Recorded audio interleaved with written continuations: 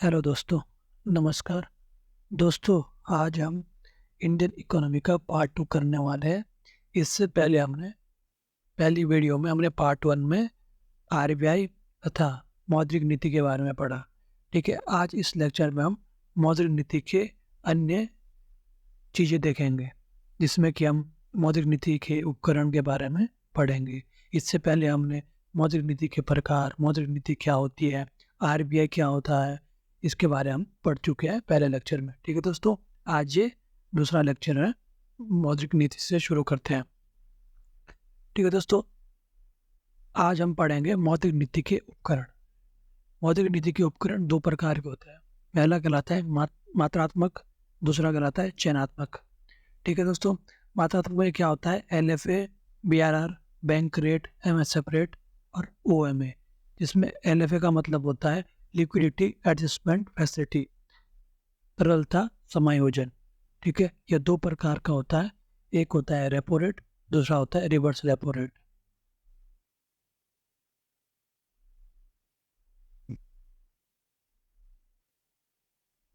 ठीक है दोस्तों, सेकंड होता है BRR। ठीक है, ये भी दो प्रकार का होता है, एक CRR होता है, एक SLR होता है, जिसके बारे में हम आगे पढ़ेंगे।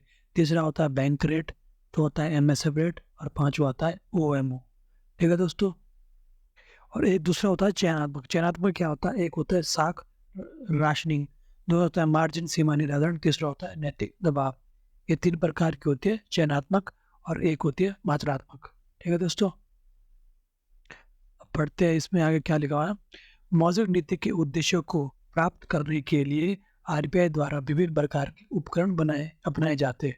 ठीक है, मॉनेटरी पॉलिसी का जो अगर हम उसका उद्देश्य प्राप्त करना होता है तो आरबीआई को विभिन्न प्रकार के उपकरण बनाते हैं, जिसमें कि एक मात्रात्मक है और एक चयनात्मक है। ठीक है, और इसमें देखिएगा मात्रात्मक उपकरण क्या है। इसके अंतर्गत आरबीआई अर्थव्यवस्था में केवल मुद्रा की मात्रा को नियंत्रित करने का प्रयास करते हैं। मतलब इसमें क्या करता है आरबीआई? मनी को कंट्रोल करता है मार्केट में। किसके माध्यम से? मात्रात्मक उपकरण के माध्यम से। ठीक है दोस्तों, करने का प्रयास करता है, यह प्रत्यक्ष रूप से मुद्रा की आपूर्ति को नियंत्रित करने में सहायक होता है। मात्रात्मक उपकरण के तहत निम्नलिखित टूल का प्रयोग किया जाता है। मतलब इसके अंदर कौन कौन से टूल का प्रयोग है? जैसे हमने ऊपर पढ़ा था, बहुत सारे उपकरण हमने पढ़े थे, जैसे LFA, BRR, bank rate, MSF rate, OMA। अब इसके बारे में हम आगे इसमें पढ़ेंगे। ठीक है दोस्तों, पहला है LAF। LAF क्या होता है? लिक्विडिटी एडजस्टमेंट फैसिलिटी, तरलता समायोजन। ठीक है दोस्तों, इसके अंदर क्या होता है? आरबीआई अर्थव्यवस्था में अल्पकालिक अवधि के लिए तरलता को समायोजित करता है। इसका सिंपल अगर हम पढ़े, इसका मतलब होता है कि अल्पकालिक समय के लिए आरबीआई मनी को कैसे कंट्रोल करता है, उस किस टूल का प्रयोग किया जाता है, उसके लिए किया जाता है LAF टूल का प्रयोग किया जाता है। ठीक है दोस्तों, अर्थात यह मौद्रिक नीति के उद्देश्यों को अल्पकालिक अवधि के लिए पूरा करने में सहायक होता है। कौन सा सहायक होता है? LFA tool. ठीक है दोस्तों,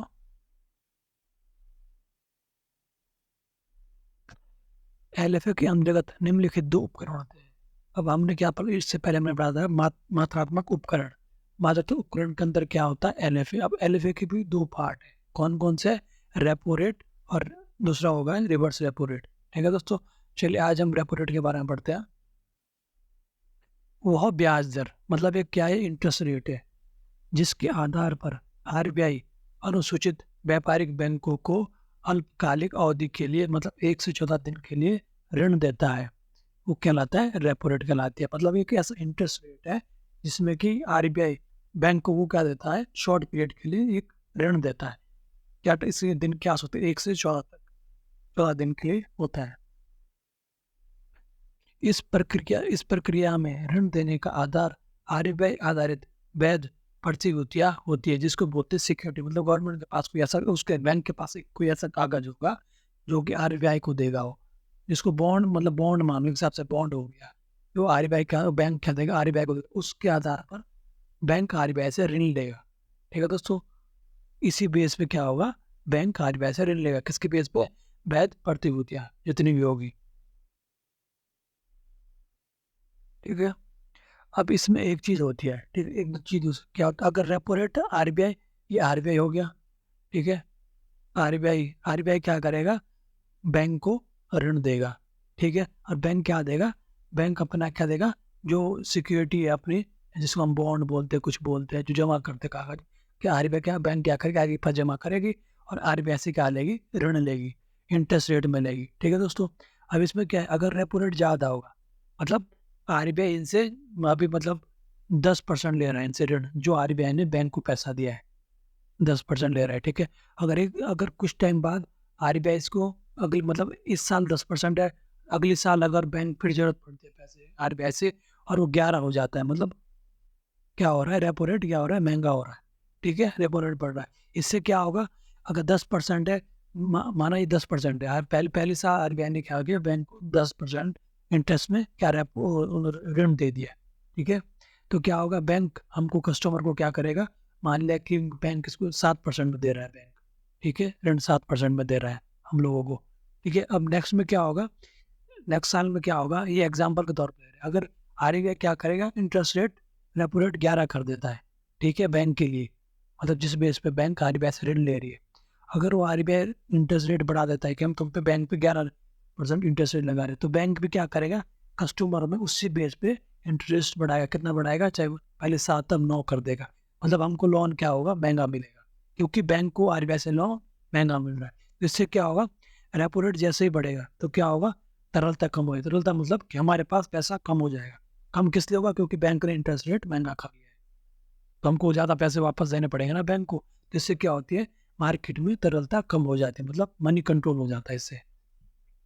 दूसरा क्या करे, अगर क्या होगा, रेपो रेट कम हो जाएगा, मतलब इसके अपोजिट हो जाएगा, तो क्या होगा, तरलता ज़्यादा हो जाएगी, मतलब अगर बैंक क्या होगा, इंटरेस्ट रेट कम लगाता है बैंक हम पे चार्ज कम करते हैं, तो हमारे पास क्या होगा, पैसा ज़्यादा होगा, मतलब हमको बैंक को कम इंटरेस्ट रेट देना पड़ेगा, तो इससे क्या होगा, मनी कंट्रोल, मतलब मनी कंट्रोल का एक तरीका है, जब इससे क्या होगा, मार्केट में पैसा बढ़ेगा, ठीक है, लोगों के पास पैसा आएगा, ठीक है दोस्तों।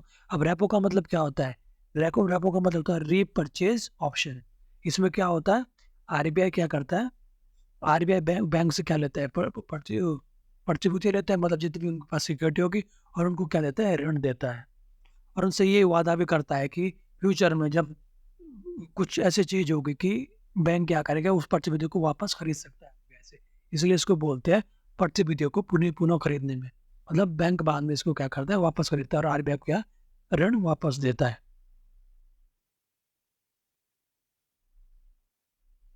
नेक्स्ट है पार्ट है रिवर्स रेपो रेट। इससे पहले हमने क्या पढ़ा था, रेपो रेट। रेपो रेट में क्या होता है, आरबीआई बैंक को ऋण देता है, और बैंक क्या देता है, आरबीआई को एक कोई सिक्योरिटी देता है, प्रतिभूति देता है रखने के लिए, कि हमने आपसे ऋण लिया है, उधार लिया है, ठीक है।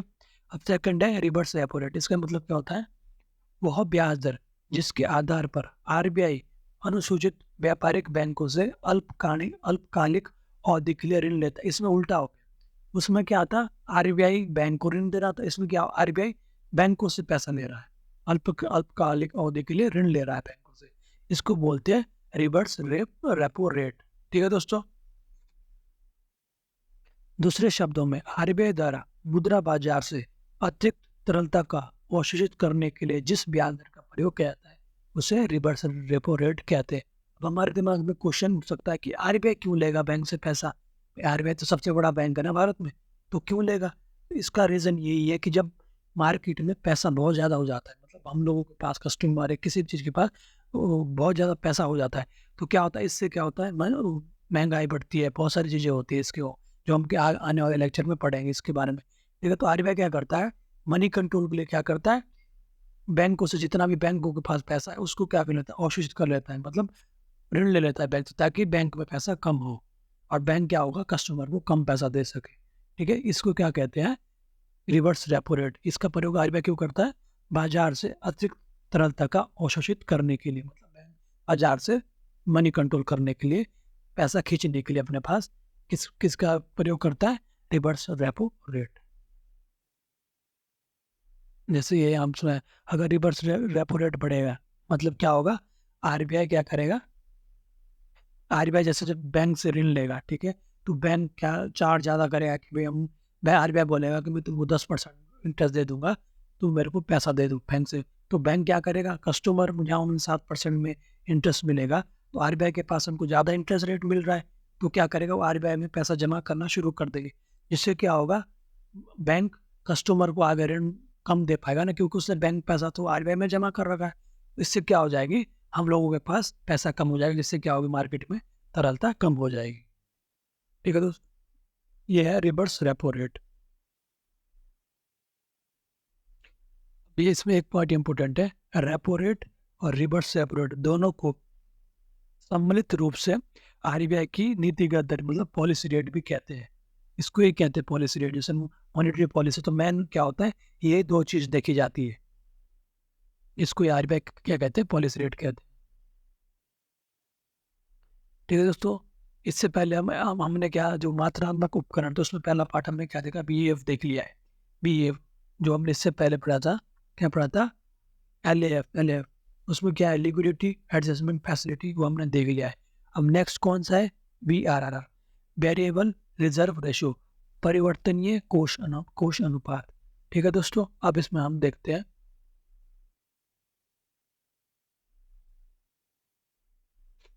आरबीआई एक्ट 1934 के अनुसार प्रत्येक अनुसूचित व्यापारिक बैंकों को अपनी कुछ राशि रिजर्व कोष में सुरक्षित रखनी होती है।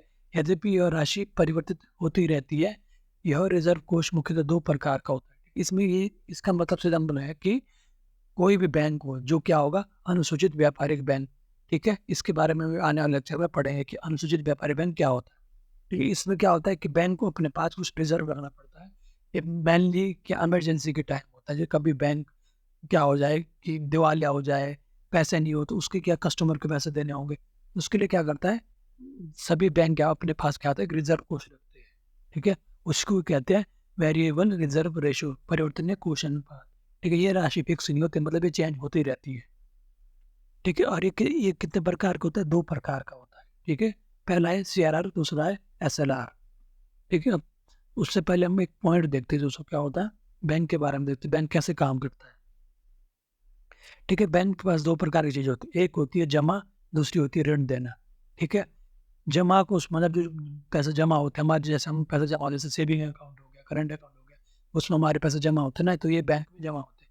तो ये बैंक के लिए क्या होती है, बैंक की लाइबिलिटी होती है। मतलब लाइबिलिटी मतलब है कि बैंक को ये वापस करनी होती है। हमको पैसा जमा होगा सेविंग अकाउंट में, तो हमको बैंक क्या वापस करेगा वो पैसा।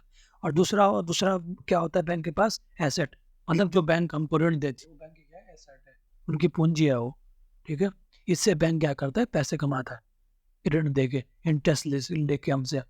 ठीक है, अब क्या, जमा जो लाइबिलिटी बैंक कितने प्रकार की होती है, दो प्रकार। एक होती है मांग जमा, दूसरी होती है समय जमा। मांग जमा को कहते हैं डिमांड डिपॉजिट, और समय जमा को कहते हैं टाइम डिपॉजिट।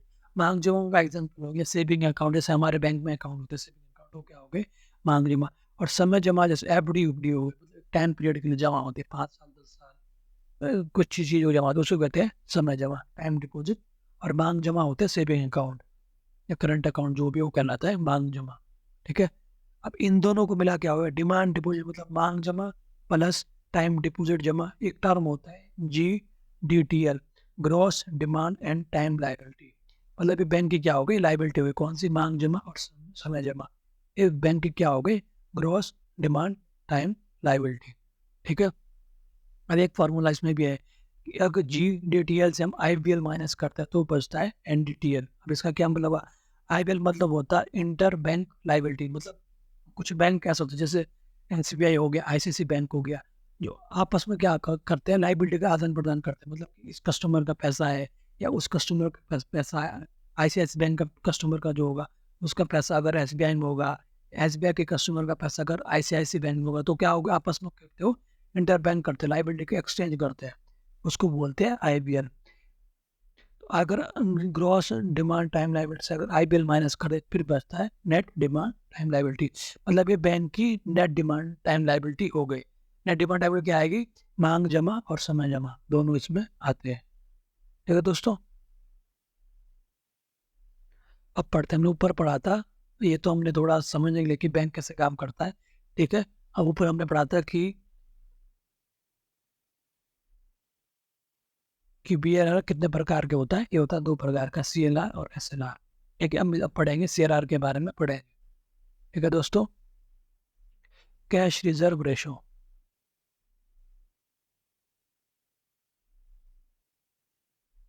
आरबीआई एक्ट 1934 की धारा सेक्शन 42(1) के अनुसार प्रत्येक अनुसूचित व्यापारिक बैंक को अपने एनडीटीएल, जो हम इससे पहले पढ़ा था कि net demand time liability, bank के पास जो होती है, जो उनकी लायबिलिटी होती है, मतलब जो उनके पास हमारा पैसा जमा होता है, उसका कुछ प्रतिशत हिस्सा आरबीआई के पास नगद स्वरूप में रिजर्व करना होता है। तो इससे क्या कहते हैं, सीआरआर कहते हैं। इसका सिंपल मतलब है कि हमारा बैंक के पास जितनी भी लायबिलिटी है, मतलब नेट लायबिलिटी है, चाहे वो मांग जमा हो, टाइम डिपॉजिट हो या डिमांड डिपॉजिट, उसका कुछ परसेंट क्या होता है, वो आरबीआई के पास नगद के रूप में पैसा रखना पड़ता है। इसको बोलते हैं सीआरआर। ठीक है, और इसमें क्या होता है, आरबीआई द्वारा सीआरआर की राशि पर ब्याज अदा नहीं किया जाता, मतलब आरबीआई इस पे कोई इंटरेस्ट नहीं देगा, सिर्फ उसको जमा करना होता है। सीआरआर का उपयोग न केवल तरलता नियंत्रित करने में होता है, बल्कि यह आपातकालीन स्थिति में बैंक का नियमन करने में सहायक होगा। पहले दो प्रकार से काम कर रहा है। क्या कर, एक तो क्या कर रहा है, मनी कंट्रोल कर रहा है, ताकि भाई अगर बैंक के पास ज़्यादा पैसा होगा तो बैंक ज़्यादा लोन देगा, जो ज़्यादा लोन देगा तो उससे क्या होगा, महंगाई बढ़ेगी, बहुत सारे उससे क्या होगी, रिपरकशन हो सकते हैं उससे। इससे क्या होता है, जैसे ही बैंक क्या होता है, आरबीआई के पास पैसा कुछ परसेंट रखता है जितना लाइबिलिटी का, तो एक तो मनी कंट्रोल हो गया, बैंक के पास कम पैसा हो गया, महंगाई कम हो जाएगी। ठीक है, दूसरा क्या हो जाएगा, कभी इमरजेंसी आपातकालीन स्थिति में बैंक का कभी शट डाउन हो जाए या कुछ हो जाए, दिवालिया हो जाए, तो उसके नियमन करने के लिए सहायक हो जाते हैं पैसा।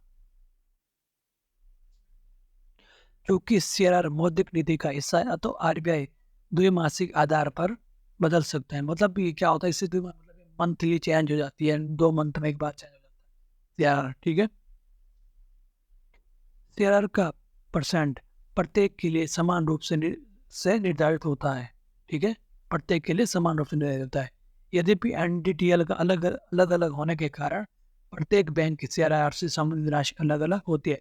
इसका मतलब यह है कि आरबीआई क्या करेगा, एक मतलब प्रत्येक की समान रूप से निर्धारित करता है कि परसेंट इतना परसेंट, मतलब 18% जितना भी होगा वो फिक्स कर देता है, कितना परसेंट होगा जो भी होगा। लेकिन इसमें क्या हो गया, अब एक ये चीज भी है कि अब प्रत्येक बैंक जितने भी एसबीआई की लाइबिलिटी अलग होगी, आईसीआईसी बैंक की लाइबिलिटी अलग होगी, एचडीएफसी बैंक की लाइबिलिटी, क्योंकि जिस हिसाब से उनके पास पैसा जमा होगा हमारा, ठीक है, उसके कारण क्या होगा, उनका सीआरआर भी अलग अलग होता है।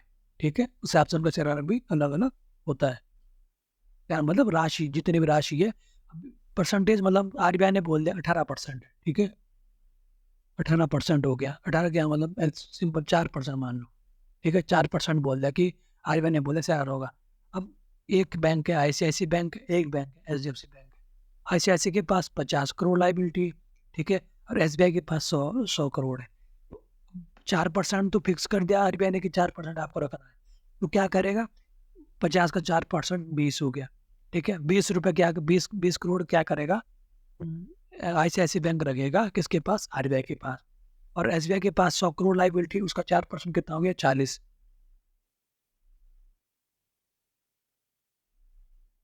ठीक है दोस्तों, वो क्या करेगा, ये क्या, ये कौन रखेगा, ये रखेगा, क्या रखेगा, 40 रुपये रखेगा किसके पास, आरबीआई के पास। कौन रखेगा, एसबीआई बैंक। ठीक है, ये इसी तरह होता है, मतलब प्रत्येक बैंक की लाइबिलिटी अलग अलग है, अलग अलग है, तो उसका क्या है, वो चीज़ भी अलग अलग हो जाएगी, क्या नाम, शेयर की राशि जो अमाउंट है वो भी अलग अलग हो जाएगी। ठीक है दोस्तों,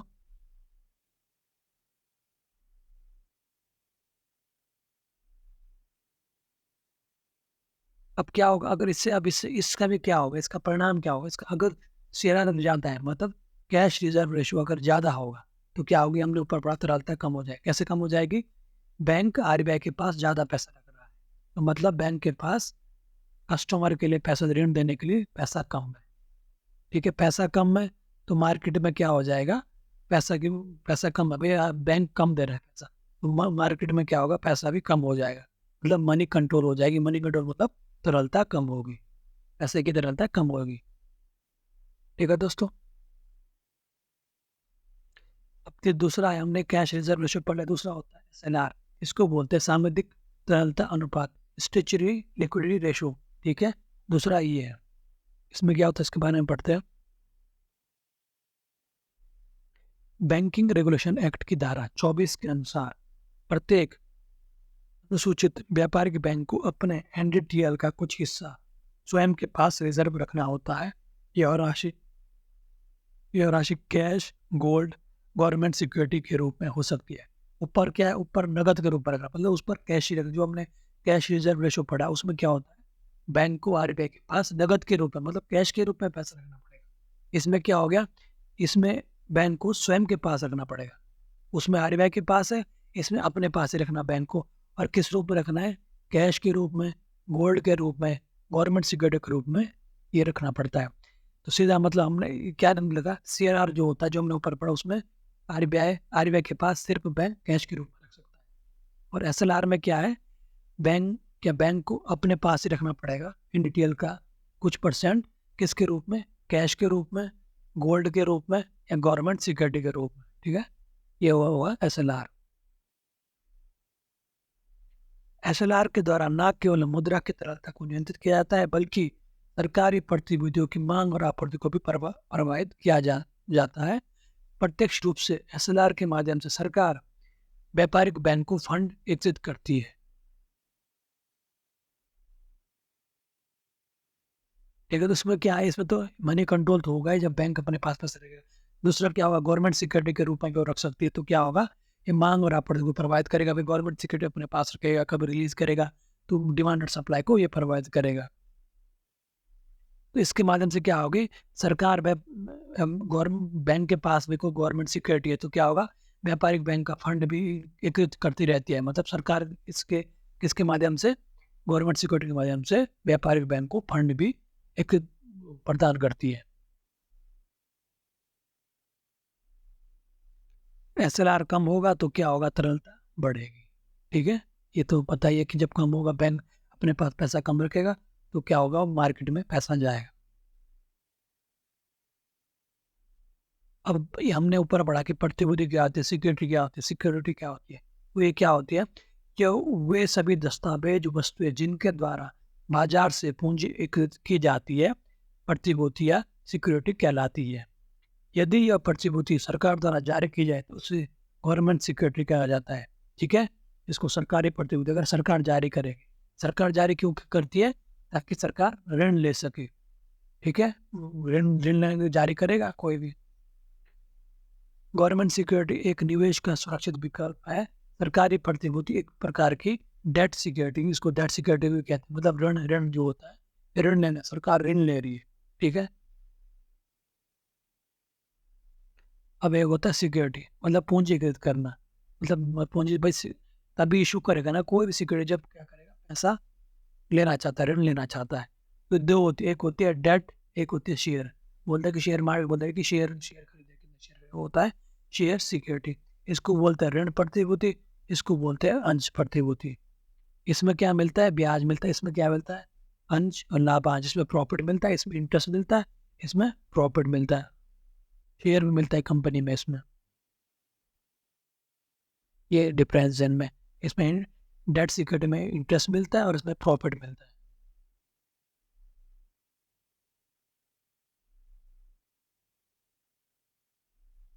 अब देखो, साख सृजन मतलब पैसा का जो भी वो होना का कार्य व्यापारिक बैंकों द्वारा किया जाता है, जबकि आरबीआई व्यापारिक बैंकों की साख सृजन क्षमता को नियंत्रित करता है। आरबीआई का काम कंट्रोल करना होता है। ठीक है, सारी एक्टिविटी बैंक के देखते हैं, कौन देखता है, आरबीआई।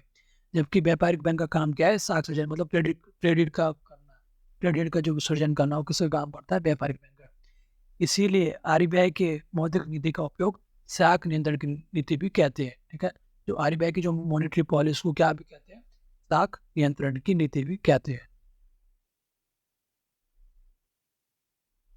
ठीक है दोस्तों, हमने दो ऑपरेशन पढ़ लिए, एक पढ़ा हमने एलएएफ, एक पढ़ा बीआरआर पढ़ लिया। ठीक है, एलएएफ में क्या पढ़ा हमने, repo rate, reverse repo rate. और बीआरआर में क्या पढ़ा हमने, सीआरआर, एसएलआर।